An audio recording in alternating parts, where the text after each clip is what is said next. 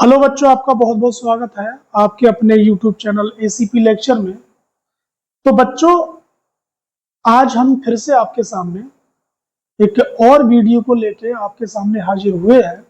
आज के इस वीडियो पे आप लोग ठीक है पढ़ने वाले हैं एक और संबंध, और बहुत ही इंपॉर्टेंट संबंध है जो आपको मदद करेगा बहुत सारे न्यूमेरिकल को सॉल्व करने में। तो संबंध है बच्चों विलेन की मोललता एवं मोल अंश में संबंध। जो विलेन होता है उसके मोल अंश और उस विलेन की ठीक है जो मोललता होती है, उन दोनों में हमें क्या निकालनी है बेटा, ठीक है एक तरीके से रिश्तेदारी निकालनी है, संबंध निकालना है। ठीक है, तो आइए बच्चों टाइम को बर्बाद ना करते हुए स्टार्ट करते हैं अपने टॉपिक को। ठीक है बच्चों,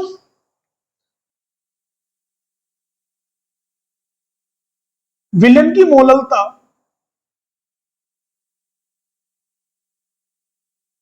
विलेन की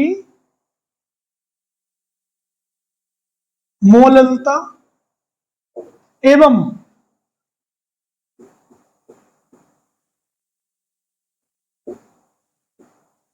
मोल अंश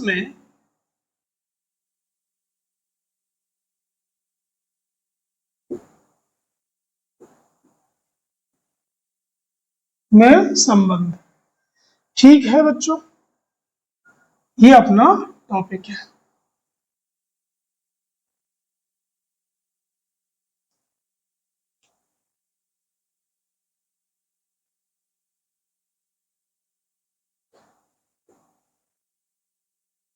relation between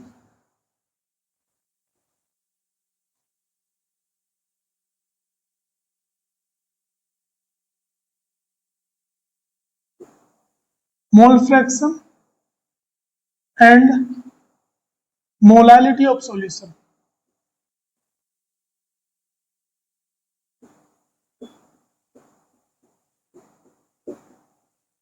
molality of solution. ठीक है बच्चों, बहुत ही जबरदस्त आज का टॉपिक है। तो आइए हम लोग स्टार्ट करते हैं बच्चों।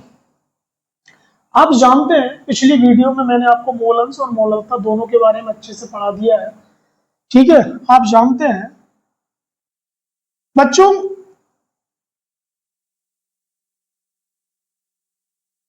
चाई टू हम लोग इस्तेमाल कर रहे हैं विलय के लिए, विलय के मोल अंश के लिए। तो यहां पर मैं विलय के मोल अंश लिखूंगा तो विलय के मोल और बटे में बच्चों ठीक है विलायक और विलय के मोल। ठीक है, हम लोग जो 2 नंबर इस्तेमाल कर रहे हैं वो विलय के लिए और 1 नंबर इस्तेमाल कर रहे हैं बच्चों विलायक के लिए। ठीक है, इसको समीकरण नंबर आप बंद कह दें। ठीक, ये है विलय का मोल अंश बराबर विलय के मोलों की संख्या अपॉन विलायक और विलय दोनों के मोलों की संख्या। इसको समीकरण नंबर मैंने 1 बोल दिया बच्चों।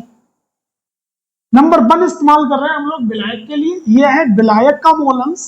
विलायक का मोल अंश बराबर होगा विलायक के मोल बटे विलायक प्लस विलय दोनों के मोल। इसको समीकरण नंबर बच्चों मैंने 2 कह दिया। ठीक है, अब समीकरण 1 को समीकरण 2 से भाग करें। समीकरण फर्स्ट को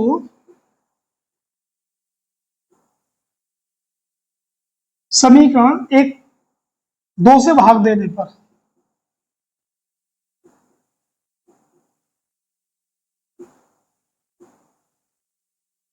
तो बच्चों हम लोग यहां पर समीकरण 1 को समीकरण 2 से भाग दे देंगे। ठीक है, देखिए चाई टू बाई चाई 1 इक्वल टू, इस प्रकार से हम लोग इसको लिखेंगे।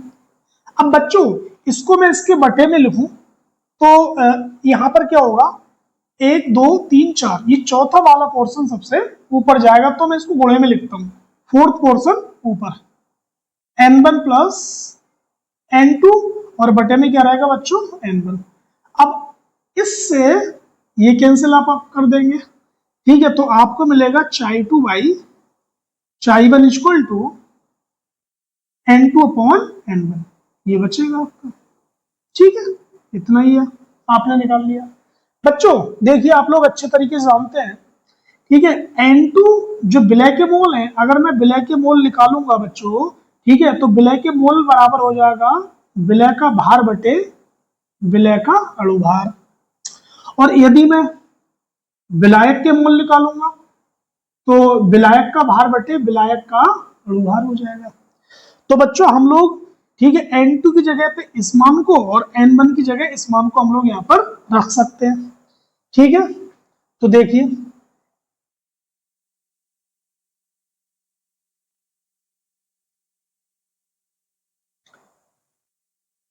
Chi2 upon Chi1 equal to बच्चों, हम N2 की जगह इस मान को रखेंगे और N1 की जगह इस मान को, तो हमें मिलेगा W2 अपॉन M2। अब बेटा फिर से वही बात, 1 2 3 4, इसको बटे में ना लिख के मैं गुणे में लिखूंगा, तो ये चौथा वाला पोर्शन कहाँ होगा बच्चों, सबसे ऊपर होगा। ठीक है, इस प्रकार से, तो मैं ऐसे गुणे में इसको लिख ले रहा हूं। ठीक है, तो M1 पहुंचेगा बच्चों ऊपर, तो सॉरी बच्चों, यहां पर M1 होगा। ठीक है, तो M1 पहुंचेगा ऊपर, सॉरी, और नीचे क्या रहेगा आपका W1 रहेगा। ठीक है, इस प्रकार से अगर बच्चों में ऊपर और नीचे 1000 से गुणा कर लूं, ऊपर भी 1000 से गुणा कर दूं और नीचे भी 1000 से अगर मैं गुणा कर लूं, तो बच्चों इसमें कोई फर्क नहीं है, इसमें कोई फर्क नहीं आएगा, क्योंकि 1000 से 1000 क्या हो जाएगा, कैंसिल। ठीक है, अगर मैं ऊपर भी 1000 से गुणा कर लूं और नीचे भी गुणा कर लूंगा, ठीक है, तो उससे कोई इफेक्ट नहीं पड़ने वाला, क्योंकि 1000 से 1000 क्या हो जाएगा, कैंसिल। तो हमने क्या काम किया बच्चों, ऊपर 1000 से गुणा कर लिया और नीचे भी 1000 से हमने क्या कर लिया बच्चों, गुणा कर लिया है। ठीक है, इतना हमने करने के बाद में फिर हम लोग जानते हैं, बेटा आपने मोललता को पढ़ा है, मोललता। बच्चों मोललता को हम लोग रिप्रेजेंट करेंगे स्मॉल m से। मोललता बराबर होता है बच्चों विलय का भार बटे विलय का अणुभार। ठीक है बच्चों, और विलायक का भार। अगर ग्राम में लेंगे आप, अगर आप बच्चों ग्राम में लेंगे तो आपको क्या करना पड़ेगा, ऊपर 1000 से गुणा करने पड़ेगी। ठीक है, आपने ये ऐसे पिछले लेक्चर में मोललता को पढ़ा था। अब आप यहां पर ध्यान से देखें बच्चों, W2 M2, ठीक है बच्चों, तो W2 M2 इंटू W1, तो इधर भी क्या है बच्चों W1, इधर क्या है 1000। तो हम क्या काम करें, इसकी जगह पे एक काम करते हैं बच्चों, ठीक है, एक काम कर लेते हैं बच्चों, हम लोग 1000 को मैं इधर ना लिखकर और मैं 1000 को बच्चों इधर लिख देता हूं। देखिए 1000 को बच्चों में यहां पर लिख देता हूं। ठीक है, और जो एक तरीके से जो M1 था वो मैं इधर लिख दे रहा हूं, उससे कोई फर्क नहीं पड़ने वाला है। अर्थात मैंने क्या काम कराया बच्चों, ठीक है, जो M1 इधर था, ठीक है, उसको मैंने उधर कर लिया है और 1000 को मैंने इस पार कर लिया है, जिससे जिससे आपको आसानी हो जाएगी थोड़ा सा यहाँ पर देखने में। ये देखिए ना, इतना मान अगर आप देखेंगे तो बच्चों ये हमें मोललता दिखाई देती होगी। ठीक है, ये इतना जो फॉर्मूला यहाँ पर आपको दिखाई दे रहा है, इतना जो पोर्शन आपको दिखाई दे रहा है, वो किसके बराबर बच्चों, ठीक है, मोललता के बराबर है। ठीक है, तो हम क्या काम करेंगे बच्चों, ठीक है, इसलिए हम लोग क्या काम करेंगे बच्चों, Chi2 by Chi1 equal to, ठीक है, मैं इतनी की जगह पे क्या लिखूंगा बच्चों, मोललता लिख दूंगा। ठीक है, और क्या लिखूंगा यहाँ पर M1 लिखूंगा, और क्या लिख दूंगा बच्चों, बटे में 1000, ये बचा हुआ है। ठीक है, इतना पोर्शन किसके बराबर है, मोललता के बराबर बच्चों। ये कौन है, ठीक है, ये विलायक का अणुभार है, और बटे में कौन है, 1000 है। ठीक है, इतना कर लिया। अब मैं क्या काम करता हूं बच्चों, ठीक है, मैं तिरछी गुणा करता हूं। ठीक है, इसकी गुणा मैं कर लूंगा बच्चों इसके साथ, और इसकी गुणा कर दूंगा मैं इसके साथ। तो देखिए मुझे क्या मिलता है, मुझे मिलेगा Chi1, ठीक है, और इनटू M1, ठीक है, और इनटू सॉरी M मतलब मोललता इनटू M1, और इक्वल टू किसके, Chi2 और इनटू 1000। ठीक है, चाहे तो इंटू का निशान लगा दे या फिर गुणे का निशान लगा दे, उससे कोई फर्क नहीं है। आप चाहें ठीक है तो गुणे का चिन्ह ना लगाते हुए आप क्या काम कर लेंगे, ऐसे इंटू का चिन्ह आप लगा सकते हैं। ठीक है, इस प्रकार से आप लगा सकते हैं, उससे कोई दिक्कत नहीं है। ये भी क्या एक तरीके से ठीक है गुणा को ही दर्शाता है। अब बच्चों एक काम करते हैं, ठीक है, मुझे मूललता अगर मुझे निकालनी है तो यहाँ पर अगर मुझे मूललता निकालनी होगी तो गुणे वाली चीज क्या होगी, इसके बटे में हम ले जाएंगे।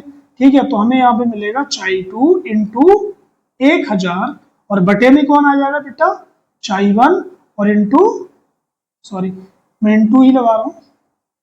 ठीक है, और इधर क्या मिल जाएगा m1।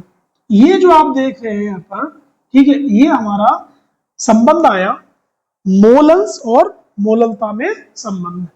ठीक है बच्चों, तो उम्मीद करते हैं ये आपको संबंध जरूर समझ में आया होगा। इस फॉर्मूले को हमने यहाँ पर बच्चों देखा। अब हम लोग थोड़ा सा अगले बढ़ते हैं। ये चाई 1 क्या है, चाई 2 क्या है, m1 क्या है, इसको मैं यहाँ पर डिटेल में लिख दे रहा हूँ बच्चों। ठीक है, चाई 1 क्या है बच्चों, विलायक का मोलंस, विलायक का मोलंस है बच्चों। ठीक है, और चाई 2 विलय का मोलंस। बच्चों N1 है विलायक के मोल, विलायक के मोल, और बच्चों N2 जो है ना वो है विलय के मोल, विलय के मोल। बच्चों जो W1 है ठीक है वो है विलायक का भार। ठीक है, या आप द्रव्यमान भी कह सकते हो। और M1 विलायक का ठीक है बच्चों अणुभार या मोलर द्रव्यमान भी कह सकते हैं। और बच्चों यहां पर जो W2 है वो है विलय का भार। ठीक, और जो M2 है वो है विलय का अणुभार। ठीक, और बच्चों थोड़ा सा और यहाँ पर जो सिर्फ M लिखा हुआ है ये है विलयन की मोललता, विलयन की मोललता। ठीक है बच्चों, तो उम्मीद करते हैं ये आपको संबंध जरूर समझ में आया होगा। ठीक है, तो आप लोग क्या काम करें, इसका आप स्क्रीनशॉट ले लें या आप इसको कॉपी कर सकते हैं तो कर लीजिए। तो बच्चों अभी जो हमने संबंध पढ़ा विलयन की मोललता और मोल अंश में, और उससे ठीक है हमने एक सूत्र को निकाला था, उसी सूत्र पर आधारित ठीक है एक हम लोग एक सवाल करने जा रहे हैं, एक एग्जाम्पल करने जा रहे हैं। ठीक है, तो आइए हम लोग इस सवाल को करते हैं। तो देखिए सबसे पहले इसमें गिवन क्या है बच्चों, इसमें दिया गया है ठीक है जल का मोलंस, जल का मोलंस दे रखा है बच्चों 0.85। ठीक, और हमें क्या निकालनी है, विलयन की मोललता निकालनी है। क्या निकालनी है बच्चों, विलयन की मोललता निकालनी है। ठीक है, पिछले लेक्चर में बच्चों आपने पढ़ा था कि किसी विलयन में जितने भी घटक होते हैं सभी घटकों के मोल अंश का योग 1 के बराबर होता है। ठीक है, अब बच्चों यहां पर सल्फ्यूरिक अम्ल जल में घुला हुआ है।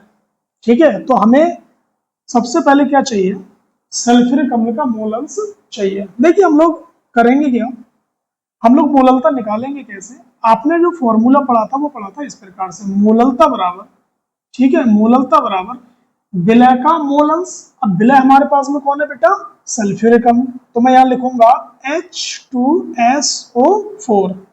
ठीक है, विलय का मोल अंश, और बटे में था बच्चों ठीक है बटे में था विलायक का मोल अंश, विलायक का मोल अंश था बच्चों, और ऊपर कितना था 1000 था। ठीक है, ये आपने अभी थोड़ी देर पहले ही आपने क्या काम करा था, फॉर्मूला को निकाला था। और हाँ बच्चों इसमें ठीक है इसमें क्या था, विलायक का अणुभार। तो विलायक कौन है बच्चों, जल, विलायक का अणुभार। ठीक है, ये फॉर्मूला अभी आपने थोड़ी देर पहले पढ़ा था। ठीक है, अगर ये आपको ये ऐसे समझ में नहीं आ रहा है तो आप ऐसे करके देखिए। मोललता बराबर आपने पढ़ा था चाई 2 इंटू 1000 और बटे में आपने चाई 1 और इंटू, ठीक है, M1। तो बच्चों दो नंबर हम लोग इस्तेमाल कर रहे हैं विलय के लिए और एक नंबर हम लोग इस्तेमाल कर रहे हैं विलय के लिए। ठीक है, तो फॉर्मूला आप चाहे ऐसे इस तरीके से देख लीजिए, ठीक है, चाहे आप इस तरीके से देख लीजिए। ठीक है, हमने ठीक है इसको ड्राइव किया था। तो देखिए बच्चों, सबसे पहले हमारे पास में क्या है, जल का मोलंस दे रखा है। ठीक, हमें निकालना किसका मोलंस है, ठीक है, सल्फ्यूरिक अम्ल का हमें मोलंस निकालना पड़ेगा पहले, तब मोललता आप निकाल पाएंगे। ठीक, तो ये आपके क्या है, फॉर्मूले हैं। ठीक है, ये क्या है बच्चों, फॉर्मूले, ऐसे करके।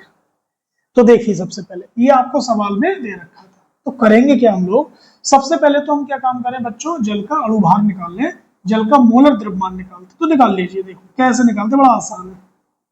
और आप लोगों को याद होगा जल का अणुभार या मोलर द्रव्यमान 18 होता है। कैसे करेंगे निकालते, फिर भी मैं आपको बताता हूँ।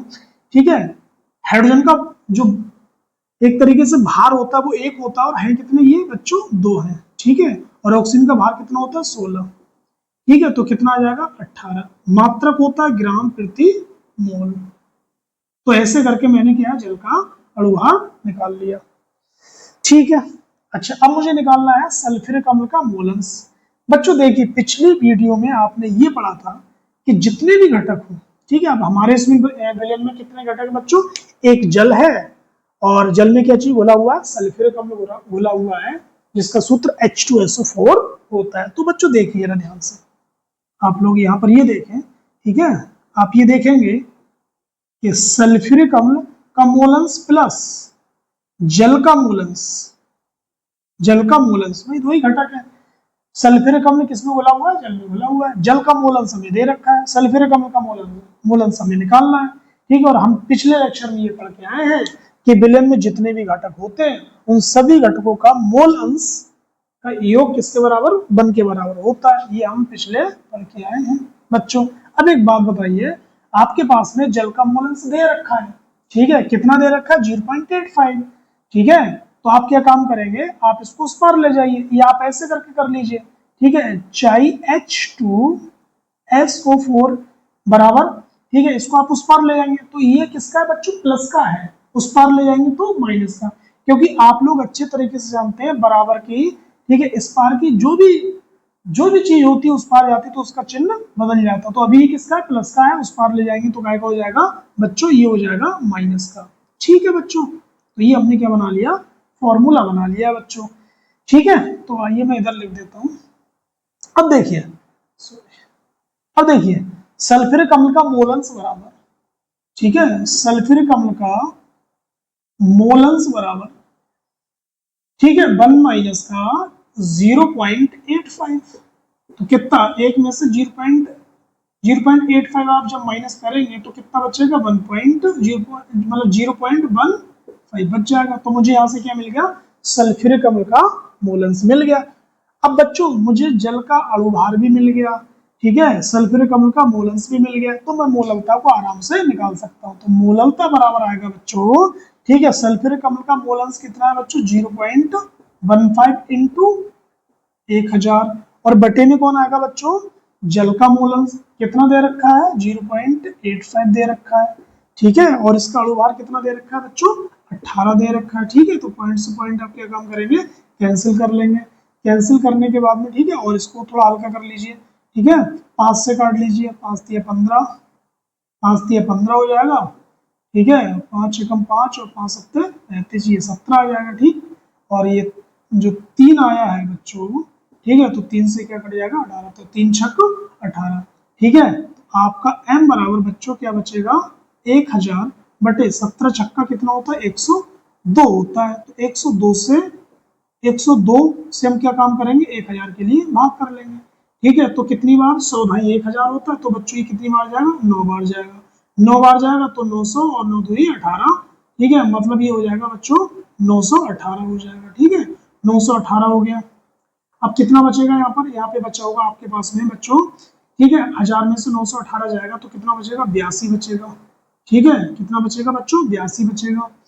और बार तो जाएगा नहीं तो पॉइंट लगाया, ऐसे करके आपने जीरो बढ़ा लिया है। ठीक है, तो ये आपका जाता होगा लगभग, ठीक है, 8 बार जाएगा इस प्रकार से। और ये क्या हो जाएगा, 800, 8 दूनी 16, 816, 816, इसी 4। तो बच्चों यहाँ पर जो मोलरता आई है वो कितनी, 9.8। और बच्चों मोलरता का जो मात्रक होता है वो होता है मोल प्रति किलोग्राम। ये आया आपका आंसर। ठीक है, तो बच्चों देखिए हमने उन रिलेशन से ये जो फॉर्मूले बनाए थे, इन फॉर्मूले से, ठीक है, सवाल को करना कितना आसान हुआ। तो उम्मीद करते हैं आपको, ठीक है, न्यूमेरिकल समझ में आया होगा, और इससे पहले हमने जो संबंध पढ़ाया था वो भी आपको समझ में आया होगा। ठीक है, अगर आपको वीडियो अच्छा लगता है, समझ आता है, ठीक है, तो ध्यान से आप क्या काम करें, आप अपने ऐसे दोस्तों को भेजें, ऐसे बच्चों को भेज दें, ऐसे बच्चों को शेयर कर दें, ठीक है, जो बच्चे किसी कारणवश कोचिंग नहीं आ पाते। ठीक है, और बच्चों ध्यान से पढ़ाई करते रहें, क्योंकि आपके माँ बाप की उम्मीदें आप पर टिकी हुई हैं। बच्चों टाइम बहुत कीमती होता है, इसलिए मैं आपसे गुजारिश करता हूँ, ठीक है, आप चाहे मोबाइल से पढ़ें, ठीक है, या बच्चे या बेटा कोचिंग में आप पढ़ें, लेकिन आप लोग ध्यान से पढ़ते रहिए। ठीक है, और बस आज के लिए इतना ही। आपका बहुत बहुत धन्यवाद, आपने अब वीडियो को देखा। ठीक है।